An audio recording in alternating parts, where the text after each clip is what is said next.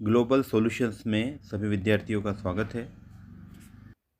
विद्यार्थियों, आज हम कक्षा 12वीं के राजनीति शास्त्र विषय के अध्याय लोकतांत्रिक व्यवस्था का संकट का अध्ययन करेंगे। प्रश्न बैंक में दिए हुए सभी प्रश्नों का यहाँ समाधान किया जाएगा। विद्यार्थियों, आपको बता दें कि प्रश्न बैंक में 1 अंक के सभी प्रश्नों के उत्तर दिए हुए हैं, इसलिए हम इस वीडियो में लघु उत्तरीय और दीर्घ उत्तरीय प्रश्नों का अध्ययन करेंगे। तो आइए विद्यार्थियों, हम शुरू करते हैं प्रश्नों का हल करना। लघु उत्तरीय पहला प्रश्न दिया है कि नागरिक स्वतंत्रता से क्या आशय है।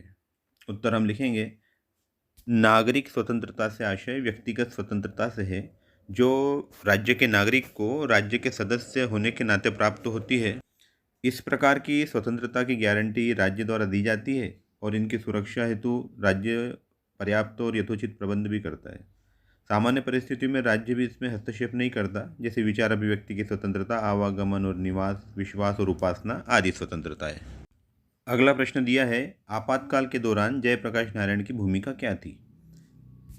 सन 1975 के काफ़ी पहले से ही इंदिरा गांधी के विरुद्ध विपक्ष का नेतृत्व जयप्रकाश नारायण जी कर रहे थे। 1974 में पटना के छात्र आंदोलन के बाद उन्होंने संपूर्ण क्रांति नामक आंदोलन चलाया। 25 जून 1975 को दिल्ली के रामलीला मैदान में विशाल प्रदर्शन किया, जिसके बाद इंदिरा गांधी की सिफारिश पर ही राष्ट्रपति फखरुद्दीन अली अहमद ने 25 जून की रात में आपातकाल की घोषणा कर दी थी। जेपी के लगातार विरोध और जेपी के राजनीतिक क्रियाकलाप, इंदिरा गांधी और सरकार के खिलाफ किए जाने वाले धरने प्रदर्शन आंदोलन के बाद देश में जो आपातकाल लगा, उसके बाद कई परिस्थितियां निर्मित हुई।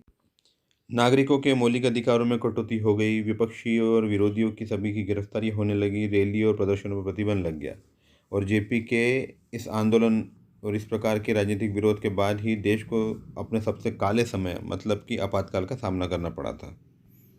अगला प्रश्न है, नक्सलवादी आंदोलन क्या है। पश्चिम बंगाल के पर्वतीय जिले दार्जिलिंग के नक्सलबाड़ी पुलिस थाने के इलाके में 1967 में एक किसान आंदोलन या किसान विद्रोह उठ खड़ा हुआ था, जिसकी अगुवाई मार्क्सवादी कम्युनिस्ट पार्टी की स्थानीय कैडर के लोग कर रहे थे। नक्सलबाड़ी पुलिस थाने से शुरू होने वाला यह आंदोलन अब भारत के कई राज्यों में फैल गया है। यह सरकार के विरुद्ध एक सशस्त्र आंदोलन है।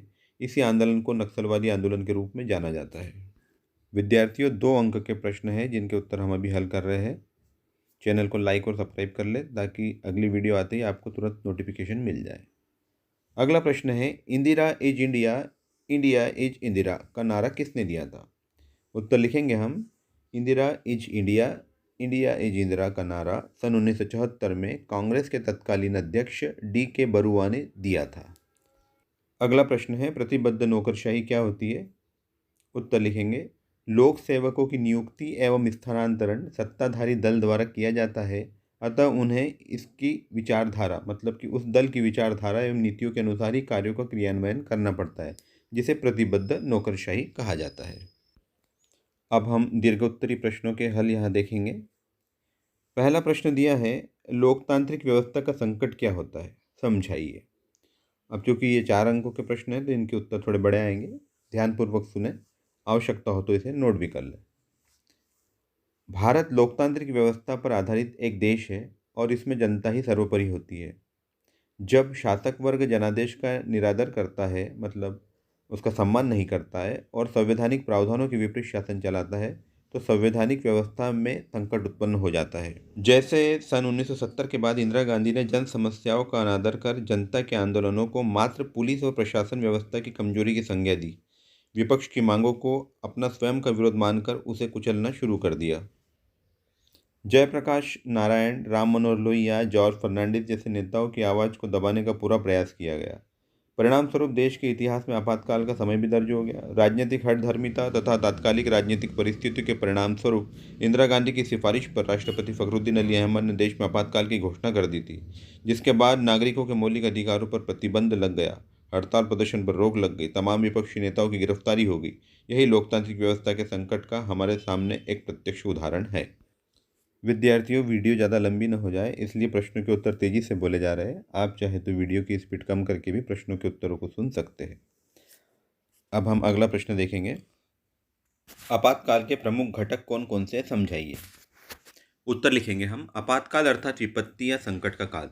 यह अंग्रेजी शब्द इमरजेंसी का हिंदी पर्यायवाची शब्द है। राज्यों के संदर्भ में संकट की स्थिति में राज्यों द्वारा घोषित काल को इमरजेंसी या आपातकाल कहते हैं। आपातकाल के प्रमुख घटक। आपातकाल के घटकों को विस्तृत रूप से समझने के लिए इसका अध्ययन हम निम्न प्रकार से कर सकते हैं। पहली हेडिंग डालेंगे हम आपातकाल लागू करवाने वाले घटक। इसमें पहला रहेगा युद्ध अथवा बाहरी आक्रमण का समय। दुनिया भर के तमाम देशों में युद्ध की स्थिति में, मतलब कि बाहरी किसी राज्य या राष्ट्र द्वारा आक्रमण करने की स्थिति में आपातकाल की घोषणा कर दी जाती है। सेकंड है आर्थिक संकट की परिस्थिति।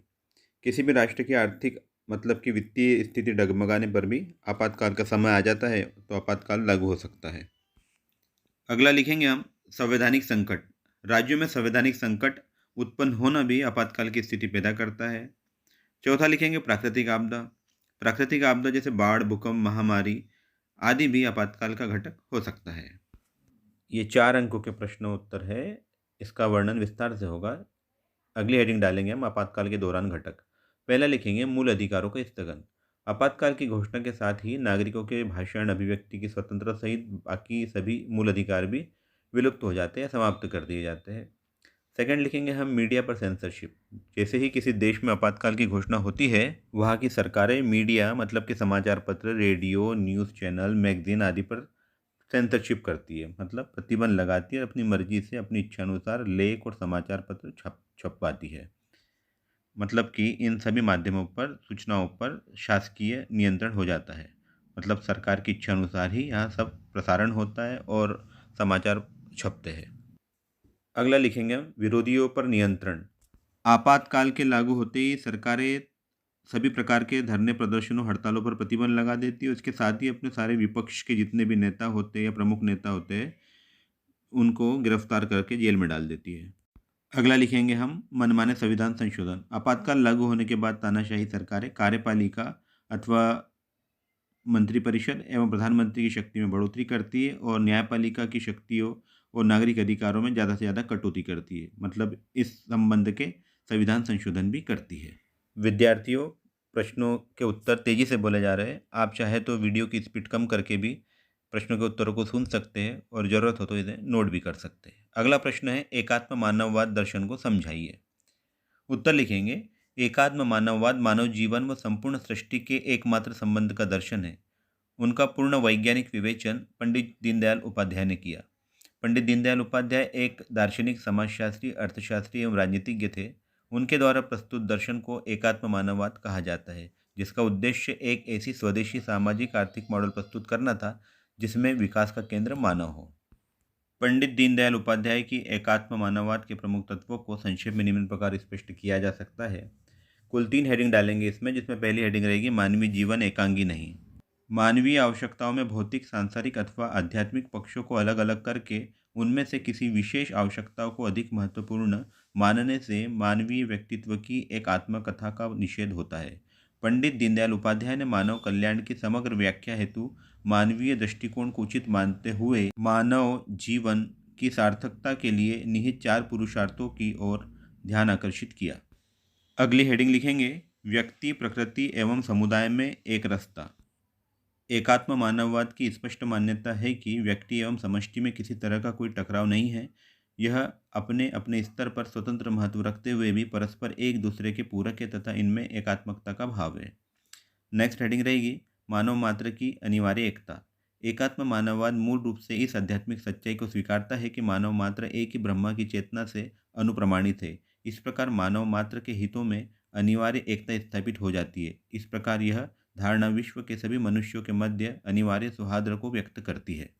दीनदयाल उपाध्याय के एकात्म मानववाद के उक्त तत्वों से स्पष्ट है कि ये धारणा केवल चिंतन का मौलिक पक्ष है जो मानवीय जीवन के सभी पक्षों को समाविष्ट करने की अपार क्षमता रखते हैं।